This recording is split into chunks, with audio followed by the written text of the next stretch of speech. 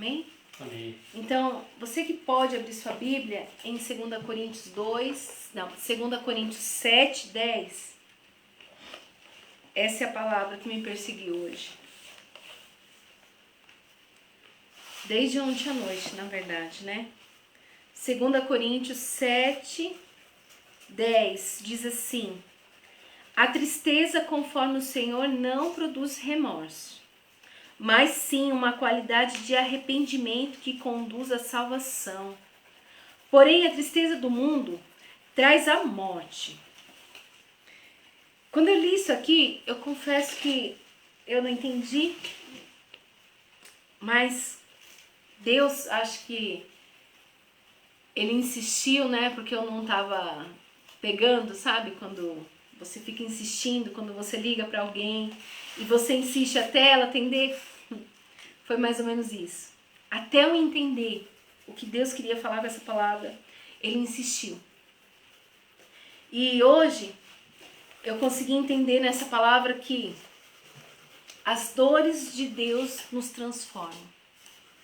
Muitas vezes a gente pensa que a dor, ela só é a dor do pecado.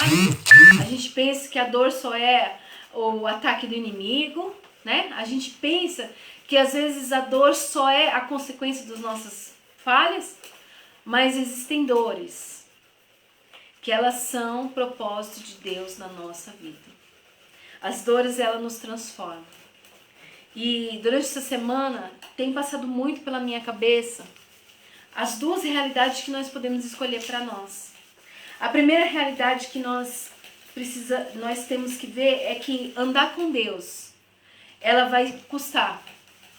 Ela vai custar dores, ela vai custar renúncias, ela vai custar processos que nós vamos ter que passar, mas que tudo isso é momentâneo. Porque tudo isso que a gente precisa passar quando caminha com Deus é momentâneo. Tem começo e fim. Mas os prazeres que a gente tem, os benefícios que a gente tem, é eterno. Amém. Tudo que a gente passa é que nem a dor do parto. Para quem é mulher que teve filho em parto normal, ela sabe que com aquela dor ali, ela é passageira. É um processo que ela não tem como fugir, que faz parte, mas que depois que nasce, a própria Bíblia diz que a mulher esquece. E realmente a gente esquece, senão a gente não teria 2, 3. Né? Se fosse um processo tão traumático, ninguém mais ia ter mais que um filho na vida.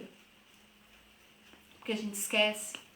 E é do coração de Deus fazer a gente esquecer das dores do processo para que a gente desfrute daquilo que Ele deu. Mas existe também um outro caminho, uma outra escolha, que é quando a gente quer viver não pela vontade de Deus, mas a gente quer viver pela nossa vontade. E a nossa vontade, ela vai trazer prazeres, vantagens, ganhos, só que momentâneos, passageiros. Porque tudo isso que a gente conquista no mundo ou nas nossas vontades, nas nossas próprias escolhas, sem medir o que é certo e errado, tudo que a gente vai ter de prazeroso ali é muito frágil, é circunstancial. Ela não é algo que é estável, qualquer coisa abala. Porque a alegria do mundo é enquanto a gente está numa festa, numa balada. Mas e quando chega em casa que está na solidão ali? E quando encosta a cabeça no travesseiro e olha para o lado e não tem ninguém? Quantas pessoas eu ouvi falar, que falam assim, nos momentos de dor da minha vida, quando eu tinha tudo, eu tinha tanta gente ao meu redor, mas agora que eu estou passando pelo que eu estou passando, como eu estou sozinho? Porque é assim. Aquilo que é momentâneo, passageiro, ela é um prazer da hora, do momento. Mas passa. E quando passa, o que sobra? O que sobra é a realidade. E não só a realidade das circunstâncias do momento. Existe algo que é eterno. Porque tudo que você faz aqui vai te apontar para uma eternidade. As suas escolhas aqui, ela vai te apontar para uma eternidade. Seja ela boa ou má. Quando você escolhe caminhar com Deus, a sua eternidade, ela tem os benefícios e os prazeres do Senhor. Da glória eterna. Mas quando você escolhe caminhar na sua vontade, nos seus prazeres, nos seus desejos, naquilo que te satisfaz no momento, você pode ter certeza, o que te aguarda é o tormento eterno. Porque toda a nossa escolha vai levar para a eternidade, boa ou má. E qualquer pessoa que você apresenta essas escolhas e fala das consequências, qualquer pessoa em sã consciência, que ela tem um pingo de juízo, ela vai falar assim, não, eu quero escolher a eternidade boa. Eu quero ter os benefícios eternos. Ninguém vai querer por uma migalha, porque as alegrias desse mundo são migalhas, perder toda a eternidade no sofrimento. E qualquer pessoa não vai. Só que existe uma coisa. Muitas vezes nós estamos indo para um abismo e não sabe. Quantas pessoas que eu conheci, não vou falar de ninguém que conheci, eu vou falar de mim mesma. Quantas vezes eu estava tão errada, mas acreditava firmemente que eu estava certa. Porque o nosso julgamento para conosco, a gente não se vê como somos. A gente tem um julgamento. A gente se acha muito perfeito. A gente se acha muito certo. E a única maneira que a gente tem para enxergar quem nós somos é quando nós somos confrontados. É quando nós somos confrontados é que nós reconhecemos os nossos erros. Você nunca vai saber quem é até o momento que alguém vai te confrontar. E você vai ser colocado diante de um espelho. E Deus, Ele sabe disso. Ele sabe muito bem que nós somos essa pessoa. Então, como Ele nos ama, Ele não vai nos deixar. Ele vai preparar uma circunstância para que os nossos olhos se abram. Fazendo essa palavra, eu me lembrei da história do rei Davi. Aquele rei Davi, segundo o coração de Deus. Ele teve uma situação na história dele em que ele deixou de ir para a guerra e ficou no palácio dormindo. E nisso ele foi para a sacada e viu uma mulher linda se banhando. E ele a desejou, mandou chamar ela e se deitou com ela. Só que ela era uma mulher casada. E ela engravidou. Isso está lá em 1 Samuel 12. E ela ela engravidou, mas como se o marido dela estava na guerra, que era para que Davi tivesse estado. Mas estavam os capitães, estava o exército, mas Davi não. E como que ele ia provar, e como que ele ia encobertar o que ele tinha feito de errado? Porque a gente sempre dá um jeitinho para esconder quem nós somos. Eu não sei se você é assim, mas a gente sempre dá um jeitinho de contornar a situação e tá certo. A gente tem o nosso jeitinho. E Davi quis dar o jeitinho dele, né? Porque se ninguém sabe, ninguém condena. Mas o Senhor sabe tudo. E ele não conseguiu encobertar. Então, já que ele não conseguiu encobertar, ele mandou matar o marido da mulher. Praticamente isso. Se você ler a história, fala que ele mandou ele ficar de frente. E eles, de frente pro confronto, com certeza ele ia morrer. Com certeza. E tudo certo. Ficou tudo lindo. Ninguém ficou sabendo. Ele pegou e casou com a mulher, né? E ficou tudo certo. Davi estava vendo a vida dele normal. Então, Deus manda Joabe. E Joabe vai até lá. E fala, Davi, eu quero te contar uma história. Tinha 2 homens. Um era muito rico. Ele tinha de tudo. E tinha um homem que era muito pobre. Ele tinha apenas uma cabritinha, uma ovelhinha. Só uma. Porém, esse rico cobiçou a sua única e pegou para ele. Davi, quando ouviu essa história, ele ficou indignado. Ele falou, como assim? Dá um jeito nesse homem agora, que se faça justiça agora. Como? Que indignação! Como que ele, tendo tanto, quis pegar daquele que só tinha um? Ele ficou indignado. E Natã olha para ele. Você está indignado? Tô. Vamos dar jeito, vamos fazer justiça. Natã olha para ele, então, Davi, é vocês. Você fez isso. Você pegou a única que o teu irmão tinha.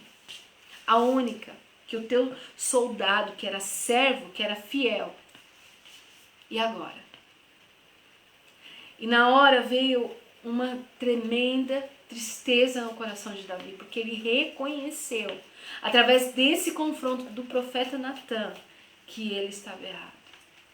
E muitas vezes nós precisamos desses confrontos na nossa vida, porque a gente esquece de olhar para nós e olha para o outro, porque é bem mais fácil a gente julgar o caso do outro do que olhar para a nossa vida e ver como que a gente tem que mudar. É bem mais fácil a gente olhar o cisco do olho do irmão do que reparar na trave que está no nosso. Foi isso que Jesus falou lá em Mateus capítulo 7. Ele falou, você está tão preocupado com o cisco do olho do seu irmão, você esqueceu que no seu tem uma trave. Você esquece que você está reparando você tem uma lupa para enxergar o erro do outro, mas você não consegue enxergar o seu próprio. Você não consegue, você queria fazer justiça, Davi, na vida daquele homem, mas o que você fez, você não enxergou, para você estava tudo bem. E Deus, ele faz isso para nos sacudir, para nos despertar para uma mudança de rota, uma mudança de destino, porque se eu e você continuar cegos, enxergando o que dá certo, a gente vai parar no abismo. Mas Deus, no meio do caminho, ele levanta situações que vai te confrontar, que vai entristecer o teu coração, processos que ele vai ferir muitas vezes. Porque lá em Oséias, capítulo 2, eu acho que fala assim que o Senhor nos despedaçou. Ele fez a ferida, mas olha, ele sarará. Muitas vezes, Deus precisa fazer incisões em nós, para pôr para fora o mal que existe em nós. Porque a gente é bom em esconder. É que nem um tumor. Ele está oculto, escondido. Enquanto ele está oculto, ele cresce. Ele contamina todo o resto, mas quando ele é descoberto, ele precisa sair. A primeira atitude que o médico tem quando ele descobre, vamos tirar, porque ele precisa sair. E Deus, ele usa circunstâncias do nosso dia a dia para exatamente revelar. Muitas coisas estão escondidas no nosso caráter que precisa sair. E ele usa as feridas, as pressões, as tempestades, as portas que se fecham, o abandono das pessoas, as frustrações, tudo para revelar quem nós somos de verdade. Então, se você hoje está olhando para a sua vida e você está vendo assim, como eu estou passando por essa luta, será que Deus não vê? Eu passei por isso. Eu cheguei um dia e falei, eu estou triste com Deus. Olha, Deus, eu estou triste com o Senhor. O Senhor não está vendo o que eu estou passando? O Senhor não está vendo o que eu estou vivendo? Será que o Senhor decidiu que não quer mais saber de mim, então eu estou solta? Não tenho mais a tua graça? Porque é comum a gente olhar para a nossa circunstância quando tudo está dando errado, quando as portas estão dando tudo fechada, quando a gente bate de um lado, bate do outro. É que nem o próprio livro de Oséias fala, eu te cerquei com espinho. Porque era o único jeito que eu tinha para chamar a sua atenção para você mudar. Porque você estava indo tão rápido em direção ao abismo que eu fui obrigada a pôr um poço no meio do caminho. Porque caindo no poço, você ia cair em si. Muitas vezes Deus faz isso. Você precisa ir para o fundo do poço para cair em si e perceber que estava no caminho errado. E só assim que você então para. Aqui quem está falando essa carta aos Coríntios é nada mais, nada menos do que o apóstolo Paulo. Ele, que se você conhece a história dele, ele foi um perseguidor da igreja, assassino, mandante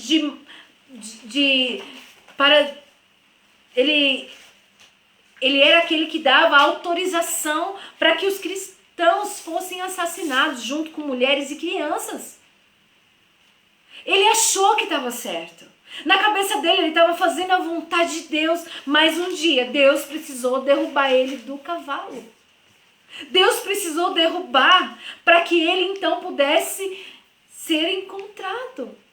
Muitas vezes Deus vai precisar te derrubar Deus vai precisar te deixar cego para finalmente você enxergar, igual aconteceu com o apóstolo Paulo, que ficou cego, igual aconteceu com Sansão.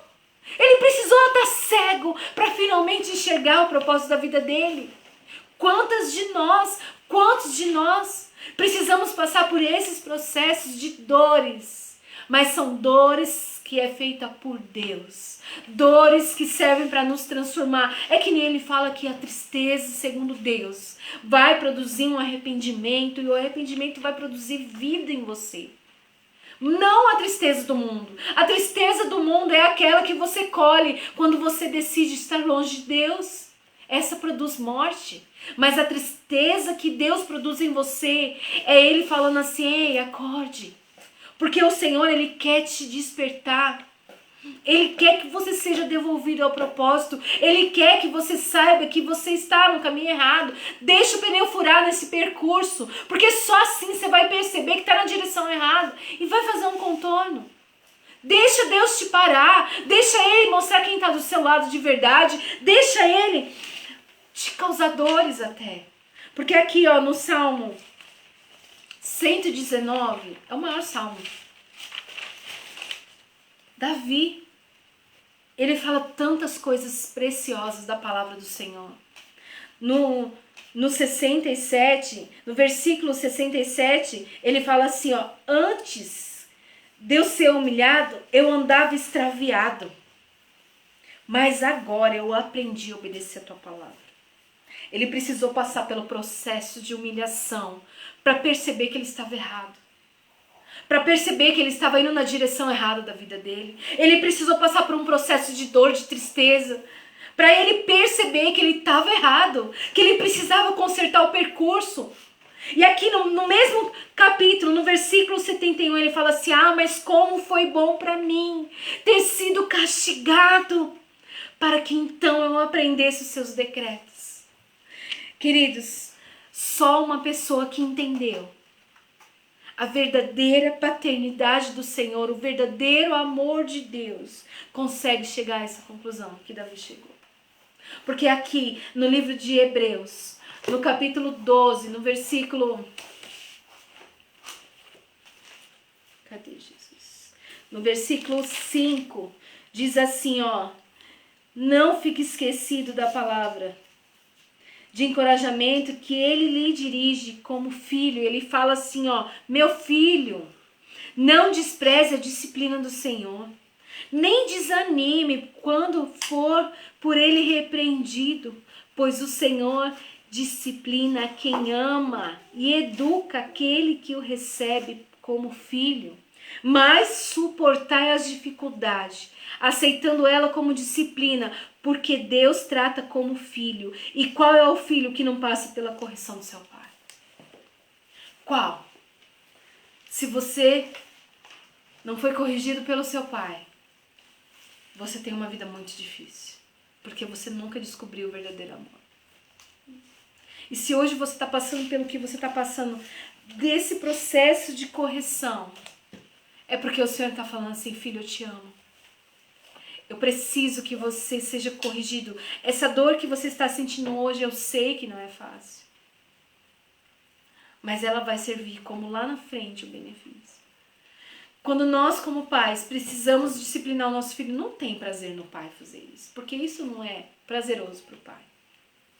Mas lá, ele sabe que é melhor ele corrigir o filho agora do que perdê-lo para sempre amanhã. E essa palavra é que eu quero deixar para você hoje. O processo que você está passando, as dores que você está passando, a tristeza que você está tendo que passar, ela vai produzir em você uma transformação. E se você entender e não ficar ressentido, se você entender e não for endurecido no processo, mas amadurecer, você vai entrar dentro do propósito, porque é isso que está acontecendo. Deus, ele só está te despertando para uma mudança, para uma transformação. E se você receber essa palavra e ela causar um arrependimento, e você olhar para você e parar e perceber: eu preciso mudar. Até aqui eu tinha feito tudo do meu jeito, mas agora, assim como ele fala, eu percebi que eu preciso mudar. Assim como Davi fala. Só assim eu consegui fazer essa conversão, essa mudança. Graças a Deus por isso. Hoje é difícil falar. Qual filho que quando tá apanhando agradece? Qual filho agradece? Ai, obrigado, mãe. Obrigado, pai. Não. Chora, chora, chora, chora. Mas 5 minutos depois, sabe que é amado por isso. Toda criança que é disciplinada sabe que é amada. Porque tem alguém que se importa com o destino dele. Tem alguém que se importa com o futuro dele. Amém? Então hoje, deixa Deus quebrantar o teu coração. Para lá na frente você falar obrigado. Obrigado pelas portas que fecharam. Obrigado pelas pessoas que me deixaram. Obrigado. Obrigado. Porque hoje eu sei quem está do meu lado é quem está lutando comigo. Hoje eu sei que o lugar que eu estou é melhor do que aquele que eu queria lá atrás. Hoje eu sei. Amém? Glória a Deus. Feche seus olhos, vamos orar. Eu sei que tem pessoas aqui que precisa reconhecer, que precisa mudar.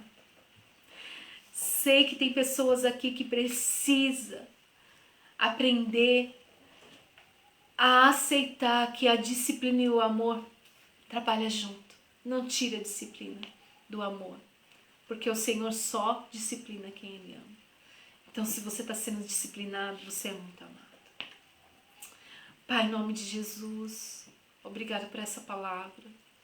Obrigado por esse tempo, obrigado pelo renovo. Não tem a ver com a nossa capacidade mesmo, tem a ver com o Senhor, com aquilo que o Senhor quer fazer. Eu te louvo por esse tempo, Senhor. Tempos que nós aprendemos a valorizar, Senhor. Que foi formado pela dor, que foi formado, Senhor, pelas renúncias, que foi formado, Senhor. Não nos deixe, Senhor, sair dos teus propósitos, mas nos mantenha, Senhor, firmes em Ti. Nem que para isso sejamos disciplinados, nem que para isso sejamos colocados no lugar certo, Pai, mas não nos entregue as nossas paixões. Porque quando nós não aceitamos a repreensão, então o Senhor nos entrega a nós mesmos e dura coisa se entrega a nós mesmos. Porque nós não sabemos, Senhor.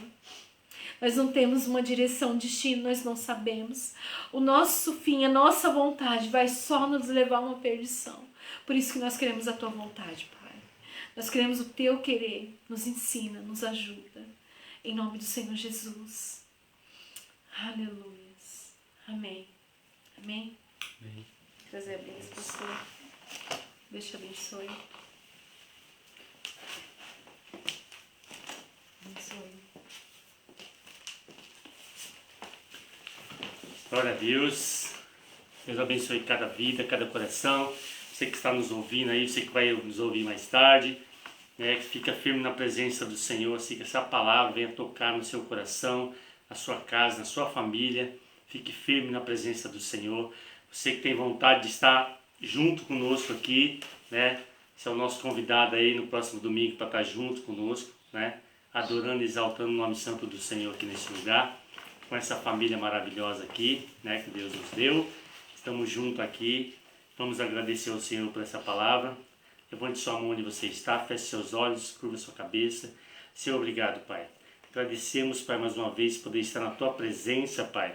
Agradecemos por cada vida, por cada coração, Pai, que está, Pai, ligado para ouvir a Tua palavra, Senhor. Toque, Pai, naqueles que estão nas suas casas, que eles tenham a sede e fome de Ti, da Tua palavra, da Tua justiça, Pai. Usa, Pai, a vida de cada um, Senhor, como instrumento na Tua presença. O Senhor chamou cada um para fazer a Tua obra, a Tua vontade, Pai. Nós estamos aqui, Senhor, fazendo aquilo que o Senhor nos chamou para fazer nesse lugar, Senhor.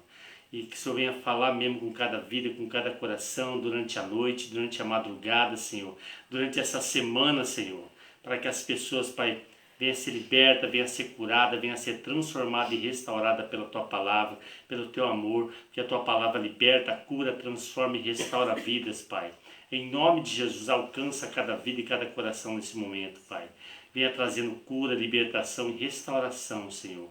Que haja portas abertas, Pai, nos lares, na família. Que haja, Pai, coração quebrantado na Tua presença. Que haja perdão, Senhor, no lar, na família, Pai, nesse momento, Pai. Por isso, usa cada vida e cada coração, Pai. Toque, Senhor, nos lares nesse momento. E cada um possa ter uma semana, Pai, abençoada na Tua presença. Uma semana de portas abertas, de cura, de milagre, de transformação, Pai, no caráter, na vida, na família, Pai. Nós nos despedimos na Tua presença nessa noite. Em nome do Pai, do Filho e do Espírito Santo, Pai. Esteja em cada coração, em cada lar, Pai, nesse momento. Amém? Shalom, shalom. Tenha uma semana abençoada na presença do Senhor, em nome de Jesus. Amém.